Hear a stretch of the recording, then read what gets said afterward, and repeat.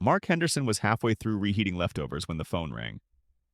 He glanced at it out of habit, not concern. The television murmured in the background. Something old, something familiar. A man on the screen was explaining, with complete sincerity, why duct tape wasn't a temporary solution so much as a permanent philosophy. The phone kept ringing. Mark sighed, set the fork down, and wandered over. The caller ID made him stop. Office of Interspecies Relations, Government of Canada. Huh, he said. That's new. He picked up. He said, still watching the screen. Hello? There was a brief pause on the other end. Oh, hi, a voice said, sounding mildly startled. Papers shuffled. You answered. Yeah, Mark said. That's usually how it goes. Right, yes, sorry. This is Martin Caldwell, calling from the Canadian Office of Intergovernmental and Extraterrestrial Affairs. Mark blinked. The what? Yeah, Caldwell said a little too quickly. We're still sorting the name out. Mark leaned against the counter. Okay, he said carefully, because this is starting to sound like either a prank or the beginning of a very long meeting. I wish it were a prank, Caldwell said. I really do. That made Mark sit down. Mr. Henderson, Caldwell continued, we're currently assembling a delegation to represent Canada in an interspecies diplomatic body. Mark nodded once. Aliens, he said. Yes? All right, Mark said. So you mean off-world nationals? Trade blocks? Residency disputes? No, Caldwell said. Mark frowned. No? I mean non-human, Caldwell clarified. Multiple species, multiple homeworlds. Mark paused. Right, he said slowly. So that kind of aliens? Yes. Mark nodded again. Okay, he said. Just wanted to make sure we were using the same word. He glanced back at the television. The man on screen was now reinforcing something structural with an amount of tape that suggested optimism. That kind of aliens, Mark repeated. Yes. All right, he said. Bit above zoning, but we'll see. There was a small, relieved exhale on the other end of the line. And this body would be, Mark asked, the Galactic Council. Mark let out a quiet laugh. Not disbelief, more reflex than anything else. Okay, he said. That's big. It is, Caldwell agreed. Mark looked around his apartment, the half-finished dinner, the coat draped over the chair because he hadn't bothered to hang it up, the single-place setting. And you're calling me, he said. Yes. Any particular reason? Another pause, shorter this time. You were on the list. Mark rubbed his face. I must have been pretty far down it. Yes, Caldwell said carefully. You were. How far? Near the bottom. Mark leaned back into the couch. Let me guess, he said. Everyone else said no. Some declined, Caldwell said. Some were unavailable. A few didn't pick up. And you just kept calling. Yes. And I answered. Yes. Mark nodded. That tracks. All right, Mark said. Let's say, purely hypothetically, that I agree this is real. It is. And you want me to do what exactly? We need a representative, Caldwell said. Someone to speak for Canada at the council. I'm a lawyer, Mark said. I handled zoning disputes and contract reviews for 30 years. Yes. I once argued about a fence, Mark added. For 6 months. Yes. I do not have experience in... He waved a hand vaguely. Galactic governance? That's actually a relief, Caldwell said. Mark frowned. How so? Most of the candidates who declined assured us they were uniquely qualified. Mark snorted. Of course they did. Caldwell cleared his throat. You don't have dependents, he continued. No active conflicts of interest. You entered federal politics recently, and you have a reputation for not escalating. That's one way to put it. You're, Caldwell said, available. Mark looked at the phone. And if I say no? This pause was longer. Then Canada won't have a seat, Caldwell said, and decisions will still be made. Yes. About us. Yes. Mark closed his eyes. When would I leave? He asked. Relief came through the line immediately. We could have transport ready by morning. Mark let out a small laugh. Yeah, of course you could. Yes, Caldwell said. Thank you, Mr. Henderson. This doesn't mean I know what I'm doing, Mark said. That's fine, Caldwell replied. No one else does either. Mark hung up a moment later. He sat there for a bit, phone still in his hand, the television murmuring on. Finally, he looked around the empty apartment. Well, he said, mostly to himself, guess I should set an alarm. Mark Henderson learned two important things within the first hour.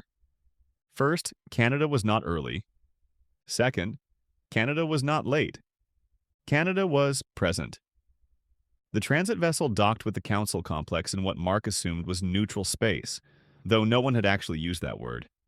The structure itself was vast and precise, layered in a way that suggested authority rather than comfort.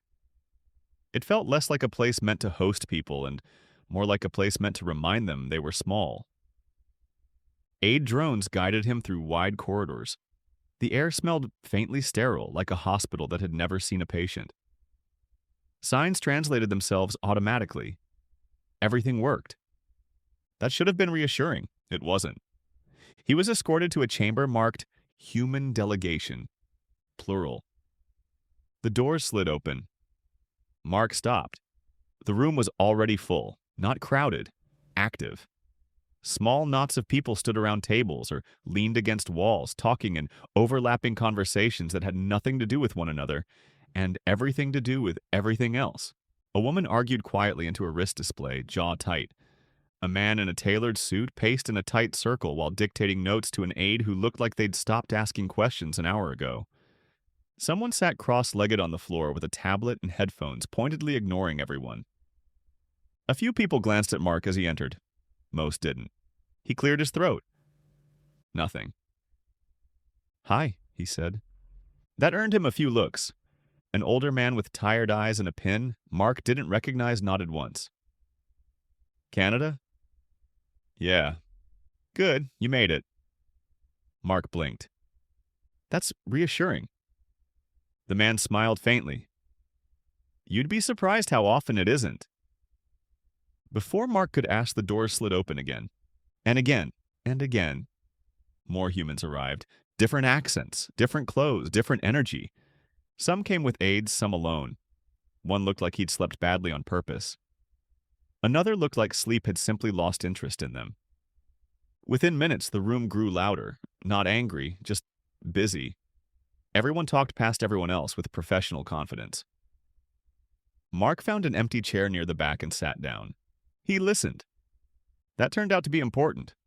No one had been briefed together, and everyone had partial information, and everyone assumed someone else had the rest. They told us this was advisory, a woman said. No, someone replied immediately. It's binding. That's not what my office was told. My government expects veto authority. Well, someone muttered, they're going to be disappointed. Who's speaking for us? That question kept coming up. Mark noticed something else. Every time someone suggested they should be the speaker, the room reacted instantly.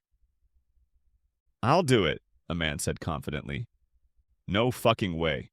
Absolutely not, someone shot back. Everyone hates you. That's not true. 3 people answered at once. It really is. You escalate everything. You don't listen.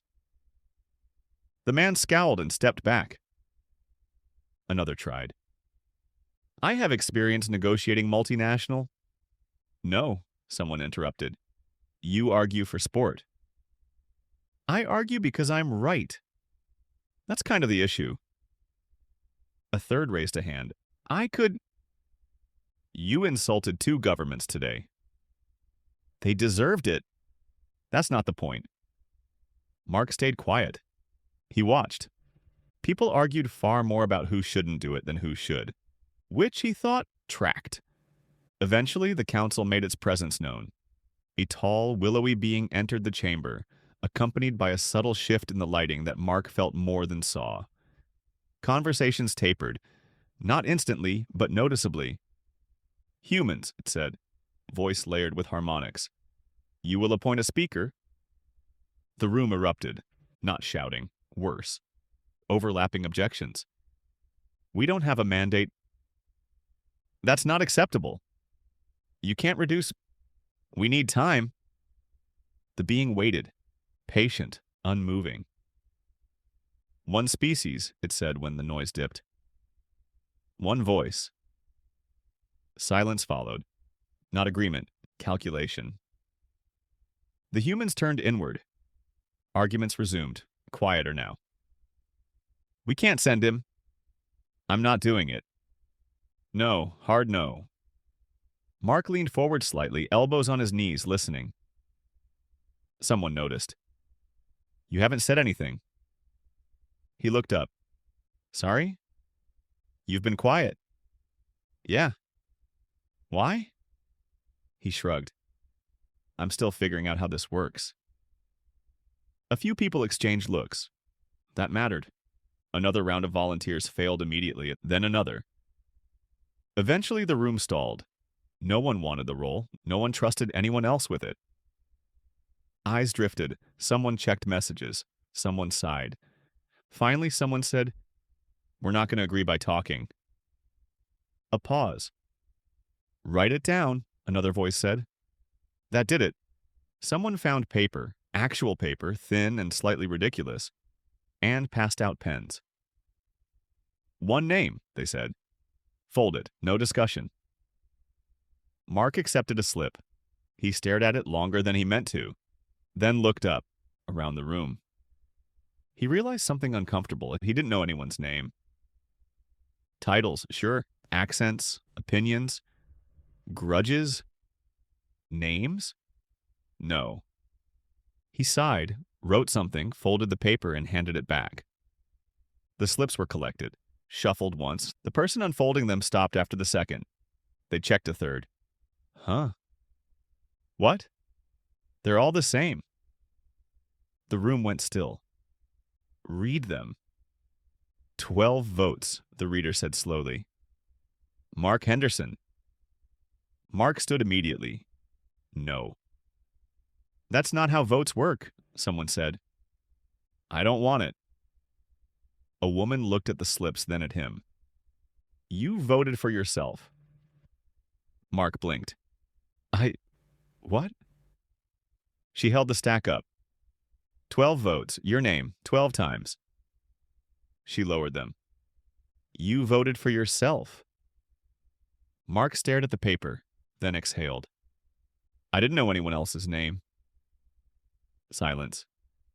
Honestly, someone said, that might be a selling point. Mark looked around. You're serious.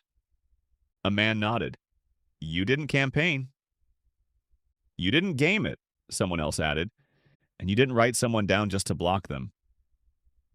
Another voice, dry. That's alarmingly responsible. Mark rubbed his face. This is a mistake. Probably, a woman said, but it's unanimous. The doors to the council chamber slid open. Time was up. Someone gathered the slips, stacked them neatly, and placed them in Mark's hands. 12 votes. Mark looked at the paper, then at the room, then nodded once. All right, he said, but I'm not speaking for anyone. Good, someone replied. Just between us. Mark took a breath. and walked toward the door. The council chamber was not built for hesitation. Mark felt that the moment he stepped inside. The space rose outward in smooth, concentric tiers, each occupied by a single figure, or something close enough that the translation systems were willing to treat it as one. The air shimmered faintly with layered atmospheres, pressure fields overlapping just enough to keep everyone alive, without quite letting anyone forget they didn't belong. At the center stood a single platform, empty. Mark stopped at its edge. Behind him, the doors sealed with a sound that was final in a way only very expensive engineering ever managed. A voice echoed through the chamber. "Human representative." Mark looked up. "Yeah," he said. "That's me." A pause. "You may speak." He stepped onto the platform, suddenly very aware that he was alone in a room designed to emphasize exactly that. "My name is Mark Henderson," he said. "I'm here on behalf of Canada." Another pause. A different voice spoke, layered with harmonics that made it difficult to place. "Canada is not listed as a recognized homeworld." "No," Mark said. "It isn't." "Explain." Mark took a breath. "Earth," he said, "doesn't have a single government. We've got multiple nations, different systems, different histories." The chamber shifted subtly. "You are one species." "Yes." "Yet you divide yourselves." "Yes." "Why?" Mark considered that. "Mostly," he said, "because we can't agree on much." Several counselors adjusted their posture. The translation delay suggested uncertainty rather than offense. "You are biologically uniform," one of them said. "Your differences appear cosmetic." Mark blinked. "Sorry?" "You all look alike." There it was. Mark nodded slowly. "Yeah," he said. "That comes up." He gestured vaguely at himself. Different languages, different cultures, different laws, different ideas about how things ought to work. The council was quiet. "These distinctions are not apparent," the chair said. "No," Mark agreed. "They usually aren't from the outside." Another voice spoke. "If your species is divided, why did you select a single representative?" Mark hesitated. "Because you asked us to." "That answer is insufficient." Mark smiled faintly. "Yeah," he said. "That's fair." He shifted his weight. "You asked for one voice," he continued. "We don't really do that, so we compromised." The chair leaned forward slightly. "You were chosen." "Yes. Why?" Mark opened his mouth, closed it, then answered honestly. "I don't really know," he said. "They don't hate me." Silence. "That is your qualification?" "Pretty much." The council exchanged something that might have been looks. "You do not claim authority," the chair said. "No." "You do not claim expertise." "No." "Then why are you here?" Mark exhaled. "Because I answered the phone." That translated cleanly. "You were not selected for leadership." "No." "Nor strength." "No." "Nor vision." "No." "Then what do you offer this council?" Mark thought about the slips of paper, the arguments, the collective relief when the decision had finally been made. "I listen," he said. Silence. "And," he added, "I take notes." The chair regarded him. "Your delegation appears disorderly." Mark smiled. "Yeah." "That does not concern you?" "It does," he said. "Just doesn't surprise me." "Why?" "Because disagreement is how we figure out where the edges are." The chair tilted its head. "Edges of what?" "Authority," Mark said. "Responsibility. Consequences." A pause. You speak as though conflict is expected. Mark nodded. We plan for it. The council absorbed that, slowly. You will be presented with a proposed council statute, the chair said. You are expected to approve it. Mark raised an eyebrow. Approve it how? As written. A panel rose from the floor, projecting a block of text. Mark read it. Once, twice. He looked up. Where's the rest? The chamber went very still.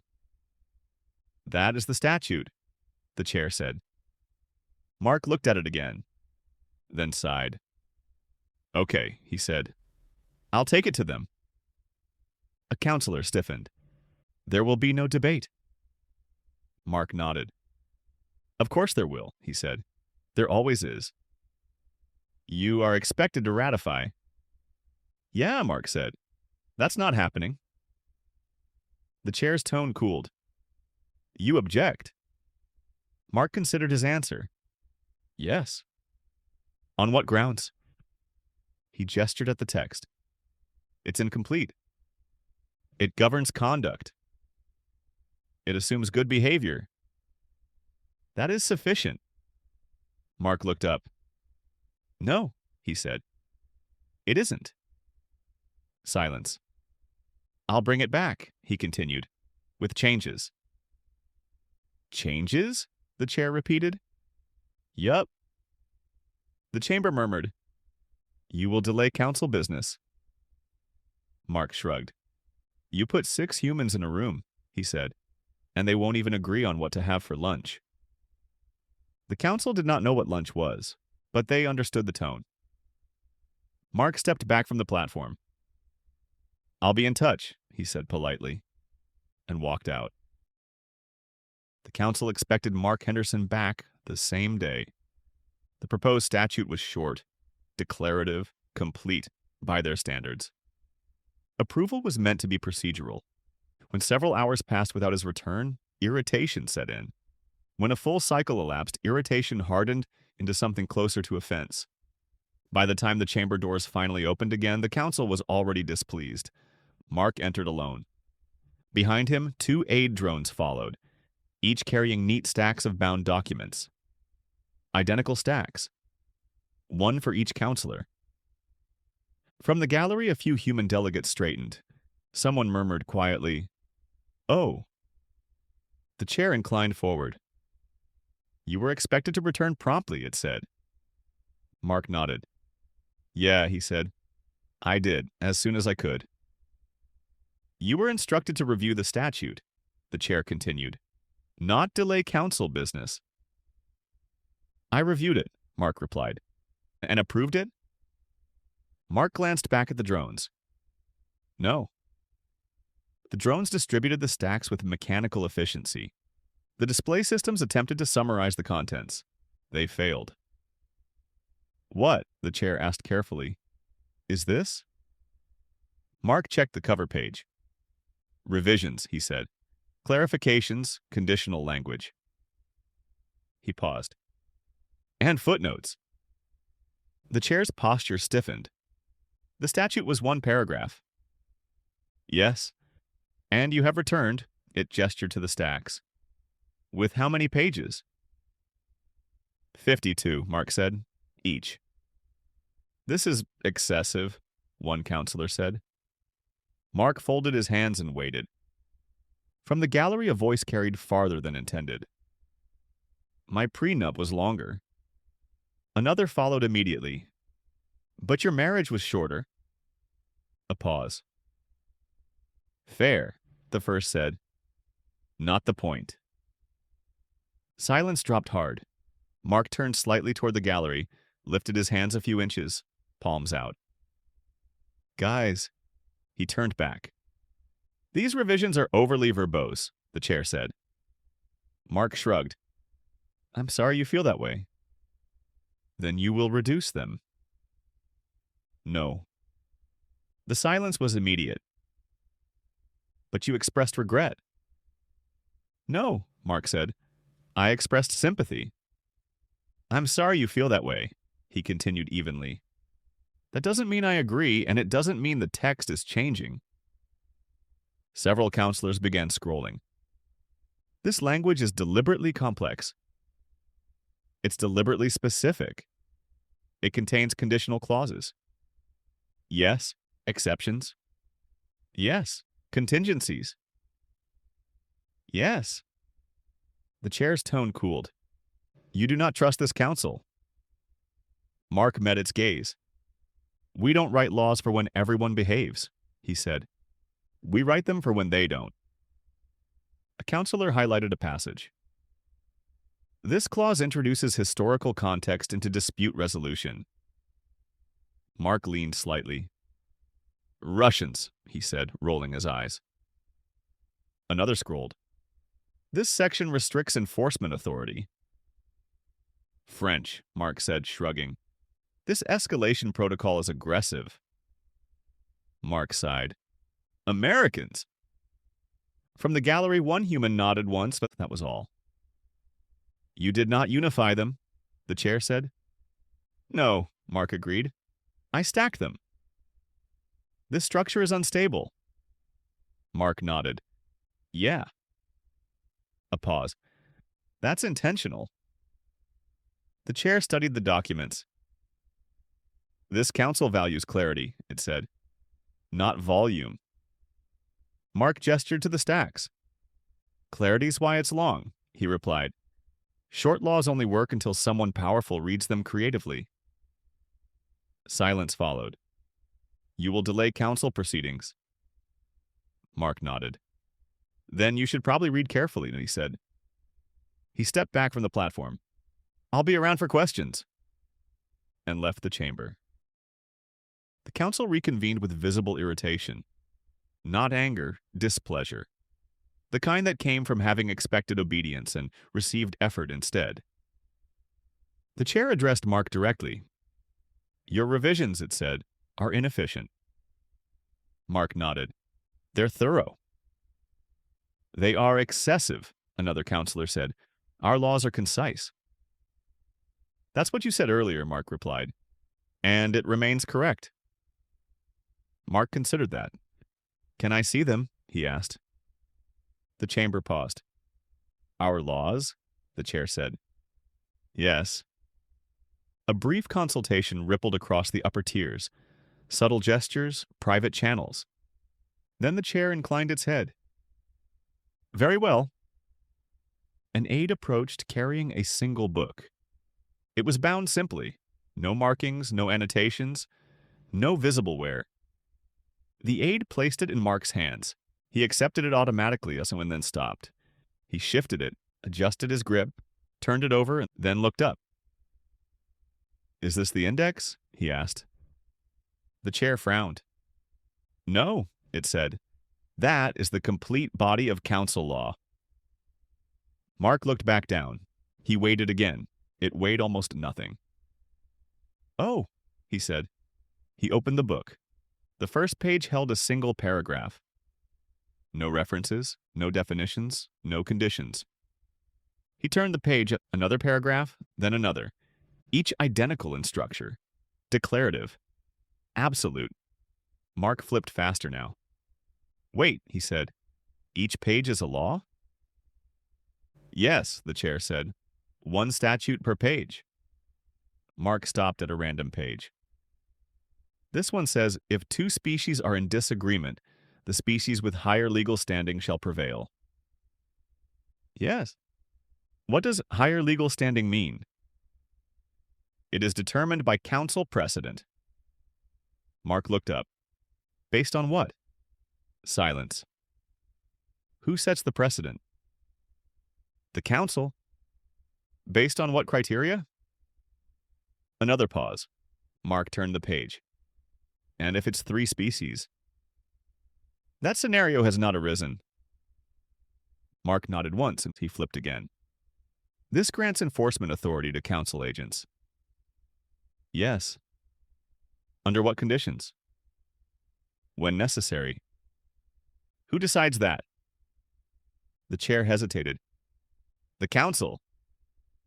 Mark turned another page without comment. This prohibits interference in internal affairs. Yes. What qualifies as interference? The chair opened its mouth, closed it. Mark didn't look up. He just kept turning pages. From the gallery, a voice slipped out before anyone could stop it. Oh, shit! The chair's attention snapped sideways. You wish to speak? The human delegate straightened immediately. No, sir, they said. Sorry for my outburst. The chair's gaze returned to Mark. You disagree with your speaker? The delegate hesitated, then glanced along the gallery, at the others. No one was smiling now. No, sir, they said carefully. Actually, I'd say we all agree with him. The chair looked to the human delegation. They were no longer scattered or distracted. They were watching intently, nodding, serious. The chair turned back. Continue, it said. Mark leaned back slightly, the book still open in his hands. You don't have laws, he said quietly. The chamber reacted immediately. That is an unacceptable characterization, the chair said sharply. Mark looked up.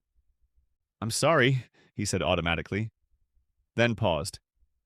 No, sorry, I'm not. That's just accurate. He held the book up. These aren't laws, he said. They're outcomes you like, written down. Silence. They don't define process, he continued. They don't limit authority. They don't say who decides what, when, or how. He flipped another page. They assume everyone involved will act reasonably. The chair stiffened. That assumption has served us well. Mark looked back down at the book. For how long? He asked. No one answered. He closed it gently. Okay, he said, exhaling. Now I understand the problem. The chair leaned forward. There is a problem? Mark looked up. Yes, he said. A big one. He set the book down between them. And it's not that my revisions are too long. Silence. It's that yours don't stop anything. The council did not dismiss Mark. That alone was new. Instead, the chamber recessed. Screens dimmed. Peripheral observers withdrew. What followed was no longer ceremonial. It was technical. The chair addressed him directly. You have identified deficiencies, it said. Explain your perspective. Mark nodded. All right, he said. But this only makes sense now that I've seen your laws. The chair inclined its head. Proceed. Mark rested his hands lightly on the edge of the table. The first written laws we had, he said, were simple. 10 of them. The chamber waited. Don't murder, don't steal, don't lie. Basic stuff. That seems efficient, the chair said. It does, Mark agreed, right up until you try to use it. A pause. In those 10 laws, he continued, there was a lot of gray area. The chair tilted its head. Gray area? Yeah, Mark said. Things that aren't black or white. Not clearly right or wrong. Silence. Something in between. The concept took a moment to translate. Explain, the chair said. Mark nodded. Thou shalt not murder, he said. Seems straightforward. Yes. But then people ask questions. The chair's posture shifted. Questions? Is killing in self-defense murder? Mark asked. Is killing in war murder? Is execution by the state murder? No one answered. We didn't change the rule, Mark said. We changed the language around it. He continued, Thou shalt not steal. Great rule, love it. But what if you're starving? He asked. What if your kid's starving? You take food. The chamber was very quiet. Is that theft, Mark asked, or survival? He spread his hands. What if the food was hoarded? What if it was stolen first? What if the owner won't miss it and the person taking it won't live without it? He paused.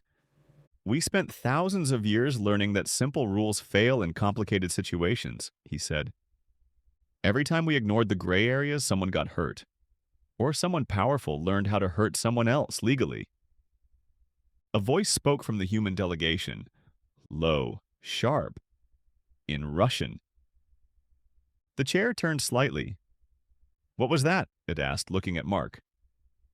Mark shook his head. I don't speak Russian. A beat. Then the Russian delegate spoke again, this time in English. It doesn't translate well, they said.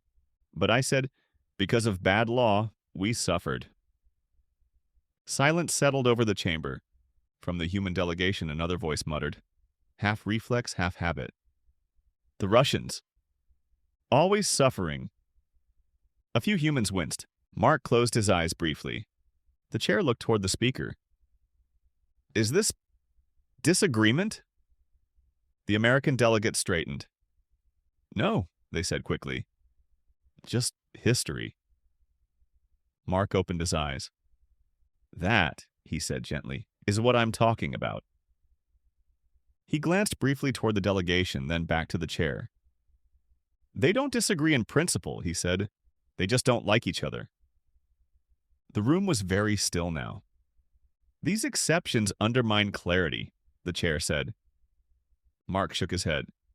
They expose reality. He let that sit. We learned, slowly, that simple rules fail in complicated systems, he continued. And when we pretended otherwise, the damage didn't go away. It just became legal. The chair's gaze drifted briefly to the thin law book. And your response, it said, was expansion. Specificity, Mark corrected. We don't add words because we like them. We add them because someone found a gap. Another counselor leaned forward. Your laws also restrict governmental authority extensively. Mark nodded. Some of our most important laws aren't about what people can do, he said. They're about what the government can't do. Silence. We learned that power doesn't need permission to grow, he continued. So instead of listing freedoms, we started listing restraints. He ticked them off quietly. You can't search without cause. You can't punish without process. You can't silence speech because it's inconvenient. You can't take things just because you want them. The chair spoke carefully. And if such limits reduce efficiency? Mark didn't hesitate. Then that's the cost, he said, because efficiency without limits turns into abuse. The chair regarded him. You expect your laws to fail? Mark shook his head. We expect people to fail. He leaned back slightly. Laws are like door locks, he said. They don't stop bad people from doing bad things. The chamber stilled. They stop good people from making a mistake. The chair considered this. And when disagreement arises? Mark answered simply. That's when the words matter. Silence followed. The chair inclined its head. You assume damage. Mark nodded. That's why it holds. The room they gave the human delegation was too clean, too symmetrical. Every surface suggested authority that had never been tested. Copies of the council's law book lay open across the table. Some pristine, some already bent back at the spine, corners creased where fingers had lingered too long. No one spoke at first. Pages turned, styluses tapped. Margins, clearly unused to being written in, began filling with notes, circles, arrows. Question marks pressed hard enough to dent the paper. Mark stood near the wall, hands in his pockets, watching them work. The silence wasn't calm. It was the kind that settled in when people realized they'd stepped into something deeper than expected. Finally, someone spoke. These read like a high schooler's book report. A few heads lifted. It's like they ripped off Cliff's notes, someone muttered. Badly? And then made it shorter. A delegate near the far end frowned. Why are we doing this? They asked. These are their laws. Several people paused. What happens here doesn't have to be our problem, they continued. We didn't write them. We didn't vote on them. A man across the table looked up slowly. Because they'll affect us, he said. The first delegate scoffed. That's speculative. The man shook his head. No, he said. It's jurisdictional. A few people turned toward him. You're not a lawyer, someone said. No, he replied evenly. I'm a politician. A pause. And I've watched badly written rules turn into leverage more times than I can count. He tapped the open book. Today it's their system. Tomorrow it's a trade dispute, a transit ruling, an enforcement exception that suddenly applies to humans. Someone else nodded. They don't need to target us, another delegate added quietly. They just need to not protect us. That landed. Pages turned again, faster now. Another delegate leaned forward, voice tight. This clause lets a higher status species override a lower one in a dispute. Someone answered immediately. As long as it's framed as bilateral. And if it's 3 species? They split it into 2 cases. A pause. That's legal, someone said slowly. Yeah, another replied, and catastrophic. A woman flipped to another page. This enforcement authority has no threshold. So whoever enforces decides when enforcement is justified. And there's no appeal. No lower courts. Someone whistled softly. They've built a system where power only has to justify itself to itself. Mark shifted slightly. You're saying this out loud, he said mildly. A delegate looked up. Good, they said. We were hoping you'd hear it. Another voice joined in, sharper now. This whole book assumes nobody is acting in bad faith. Or that bad faith is obvious, someone added. And it never is. Someone held up their copy, now bristling with annotations. This entire section could be weaponized. Another delegate didn't look up. This one already is. That stopped the room, not silence, focus. They went back to work, not arguing now, not debating. Mapping. After a while, someone leaned back and rubbed their eyes. So, they said quietly, how long do you think we have? Mark considered the question. He looked at the thin book, at the notes crowding its margins, at the careful, unsettled faces around the table. Not long, he said. A delegate nodded. Yeah. Another swallowed. This is going to be ugly. Mark didn't disagree. No, he said, but it'll be clean. That drew looks. Clean? They won't break the law, Mark said. They'll follow it. The room absorbed that. Someone closed their book carefully, like it might snap shut on fingers. Then we can't stop it. Mark shook his head. No, he said. Not yet. A pause. What do we do? Mark exhaled. We watch, he said. We document. And after? Mark glanced back at the law book. At the problem, laid bare. After, he said, we make sure it never happens twice. No one objected. No one joked. They went back to work. It didn't begin with an emergency session. That would have meant something had gone wrong. Instead, it began with a filing. Routine. Properly formatted. Submitted through the correct channels by a mid-tier species with an excellent compliance record. 2 disputes. Both bilateral, both careful. The first concerned transit access through a shared corridor. An old route, lightly regulated, relied upon by several smaller species for trade and medical shipments. The second concerned resource arbitration tied to that same corridor. Each filing cited the same clause. If 2 species are in disagreement, the species with higher legal standing shall prevail.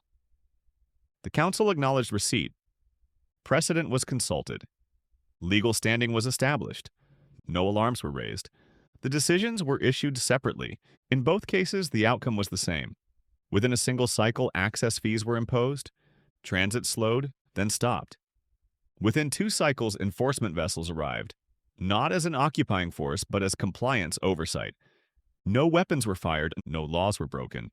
Smaller species protested, they filed objections. Those objections were categorized as secondary disputes and scheduled for a later review. The council did not intervene. The cases were not deemed important enough. By the time a third species attempted to file a complaint, there was no longer a corridor to complain about. Trade collapsed. Medical shipments stalled. A regional food exchange failed quietly. The enforcement reports were flawless. Everything had been done by the book. Mark was present when the first consolidated update reached the human delegation. He read it once, then again. He didn't swear, didn't raise his voice. "Which clause?" he asked. Someone pointed, and he nodded. "Yeah," he said quietly, "that tracks." More reports followed, each one clean, each one lawful, each one irreversible. This time, the council convened immediately. The chair addressed Mark without ceremony. "What do we do?" Mark didn't answer at first. He was still reading. "There's nothing you can do," he said at last. The chamber reacted instantly. "You must help us fix this," the chair insisted. Mark looked up. "There's nothing to fix. What happened was wrong." "Yes," Mark said. "It was." Hope flickered. "But it wasn't illegal," he continued. "Not under your laws, not as written." The flicker died. "You are saying we must allow this?" "I'm saying," Mark replied carefully, "that you already did." Silence. The chair's voice lowered. "You would leave this injustice unaddressed?" Mark shook his head. "No," he said. "You live with it." The words settled heavily. "Humans have a saying," he added. "Shit happens." The translation system paused. He sighed. "Another version is bad things happen to good people," he said. "Either one works." The chair stared at him. "You accept this?" "No," Mark said. "We endure it." A pause. "You cannot undo what was done," Mark continued. "You can only decide what kind of system allowed it." Silence stretched. Finally, the chair asked, "And punishment?" Mark shook his head. "You can't backdate a law because you don't like how it was used," he said. "They followed it exactly as written." "To punish them now," he added, "wouldn't be corrective. It would be punitive." No one argued, because no one could. The chair spoke quietly.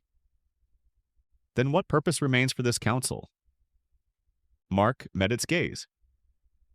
"There's another saying," he said. "We argue about it a lot." He hesitated. "Evil flourishes when good people do nothing." The chamber stiffened. "I don't love the wording," Mark added, almost apologetically. "But the point is this. Doing nothing after is worse than acting before." Silence. "You can't fix what already happened," he said, "but you can decide whether the next one is legal." The chair looked down at the thin law book, then back at Mark. "And if we change the laws now?" Mark nodded. "Then at least the next time," he said, "you didn't do nothing." The chamber was very still. Finally, the chair spoke. "Then we must act." Mark exhaled. "Yes," he said. "Now you must." The council chamber was quieter than Mark had ever heard it. Not recessed, not paused. Quiet. The thin law book sat on the central table, closed now, as if even the council understood it should no longer be opened casually. The chair spoke first. "We cannot proceed as before." Mark nodded. "No," he said. "You can't." A pause. "You have demonstrated deficiencies in our legal structure." Mark tilted his head slightly. I pointed them out, he said gently. You demonstrated them. The chair inclined its head. Accepted. That word carried weight. We request your assistance, the chair continued, in revising council law. Mark didn't answer immediately. That mattered. How? He asked. You will advise, the chair said. Draft. Structure. Mark shook his head. No. The reaction was immediate. You have already done so, a counselor objected. And that was the warning shot, Mark replied calmly. The chair leaned forward. Explain. If humans rewrite your laws alone, Mark said, you'll just trade one blind spot for another. Silence. Our laws work, he continued, because they're argued to death, because no one gets everything they want, because everyone involved is at least a little afraid of what the other group might do with the words. The chair considered this. You propose shared authorship. Yes. And human participation? Yes, Mark said, but not dominance. A pause. You will not control the outcome? No. You will not possess veto authority? No. The chamber murmured. This is inefficient, one counselor said. Mark smiled faintly. Yeah. The chair's voice was measured. Then what role do you propose for yourself? Mark blinked. I don't, he said. That's your decision. The chair leaned back. You will serve as speaker. Silence. Speaker? Mark repeated. You will not rule, the chair clarified. You will not vote. You will not author law. Mark waited. You will recognize speakers, the chair continued. Maintain order, ensure procedure is followed. A pause. You will decide who speaks next, it finished. Not what is decided. Mark exhaled slowly. That's dangerous. The chair inclined its head. Yes. Mark considered that. All right, he said. I can do that. The chair continued. The human delegation will serve as architects. Mark raised an eyebrow. Architects? They will design frameworks, the chair said. Templates, safeguards, structures upon which law may be built. But not content, Mark said. Correct. Mark nodded. That works. The chair studied him. You were not selected for leadership. No. Nor vision. No. Nor authority. No. Then why do you accept this role? Mark thought about it. Because someone has to keep the conversation from turning into a fistfight, he said. And I'm apparently tolerable. A few counselors shifted, a subtle motion that might have been amusement.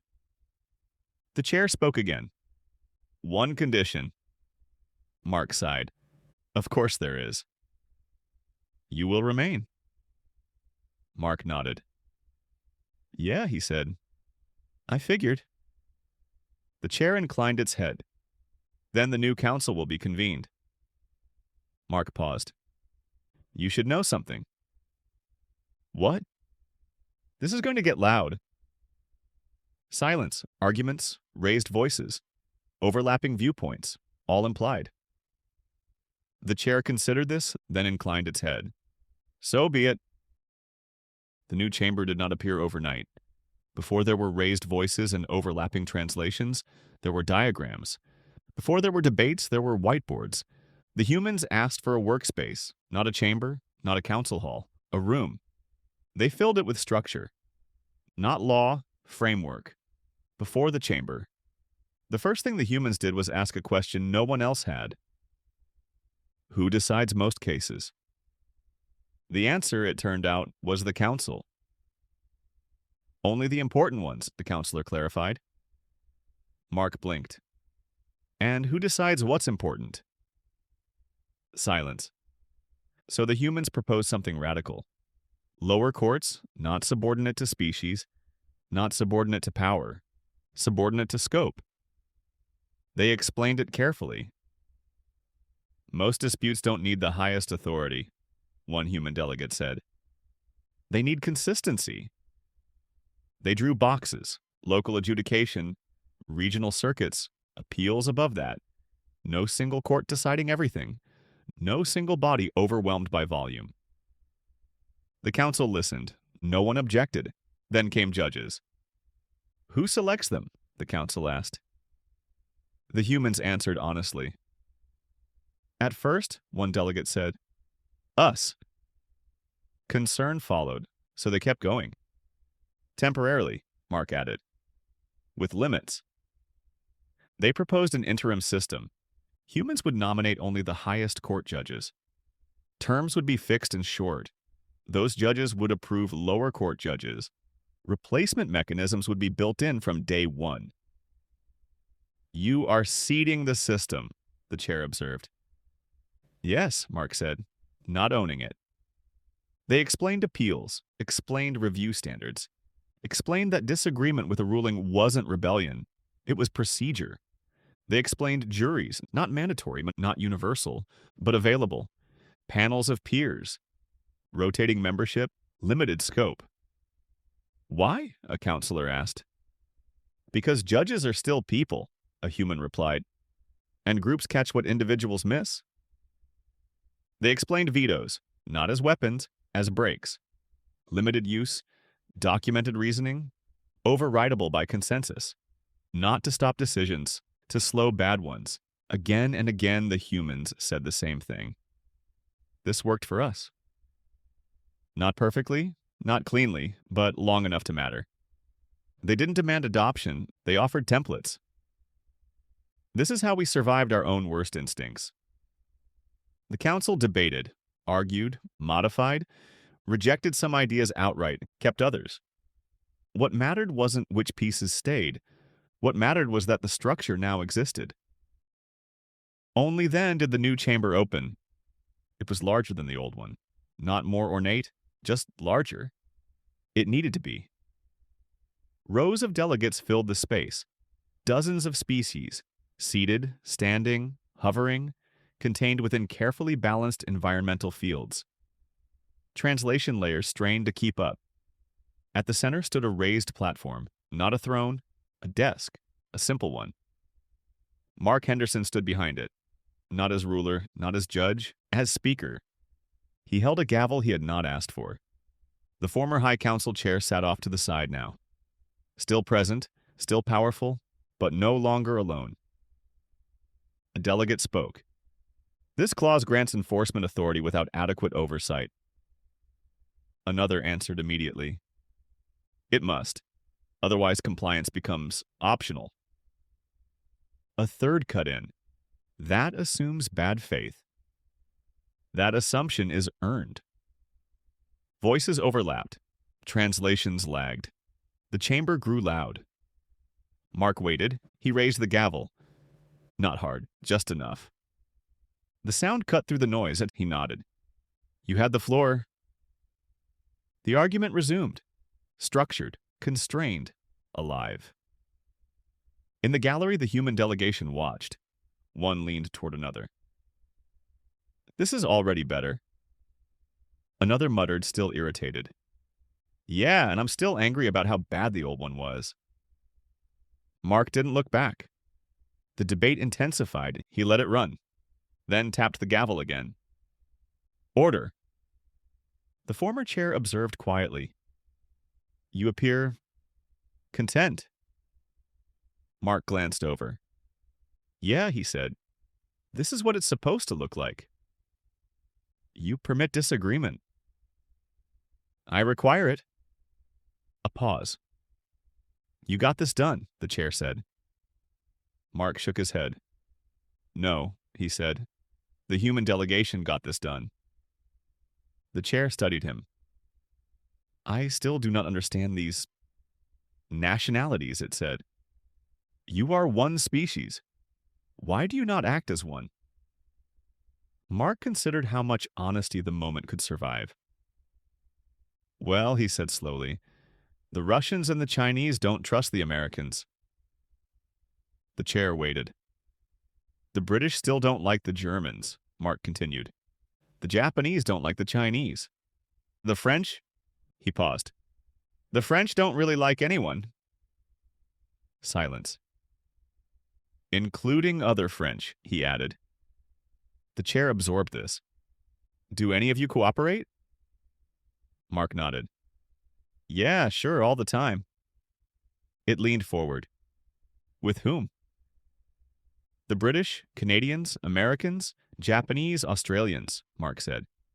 Most of Europe, depending on the week. A pause. That appears contradictory. Yeah, Mark agreed. Welcome to Earth.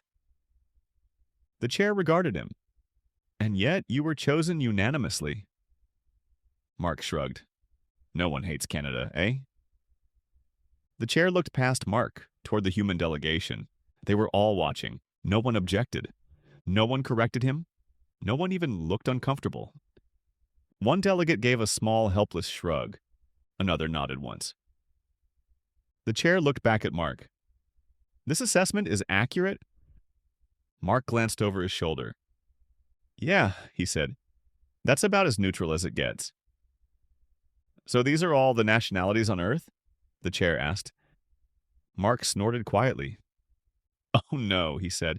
There's over 100. The chair paused. Then why are there only 12 of you present? Mark shrugged. These are the ones with enough money and clout to send someone. A beat. The others wanted to, he added. They just couldn't afford the flight. Silence. The chair looked again at the human delegation. No one disagreed. One delegate stared very hard at the table. Another folded their hands and said nothing. This is inequitable, the chair said. Mark nodded. Yeah. The chair looked back at the chamber, at the raised voices, at the structure holding them. Then why were you able to agree here? It asked. Mark didn't hesitate. Because every human has seen what badly written laws do. The chair considered that. Words accumulated, safeguards layered, limits formed. Mark smiled faintly. The chair noticed. Why are you smiling? This, Mark said, is how humans do it. The noise? The arguing, Mark said. The process. He shrugged. It's not elegant, it's held together with duct tape and bubble gum. The chair tilted its head. Explain. It's an old human idiom, Mark said. Duct tape is what you use as a patch when everything else has already failed. The chair considered that. Slowly it inclined its head. I still do not understand this reference. Mark smiled. That's okay. Mark closed his eyes briefly. I'm a human, but I can change. If I have to. I guess. The chair looked back at the chamber, at the raised voices, at the system holding. Then, it said at last, this law may endure. Mark tapped the gavel once more. Next speaker. And the chamber continued.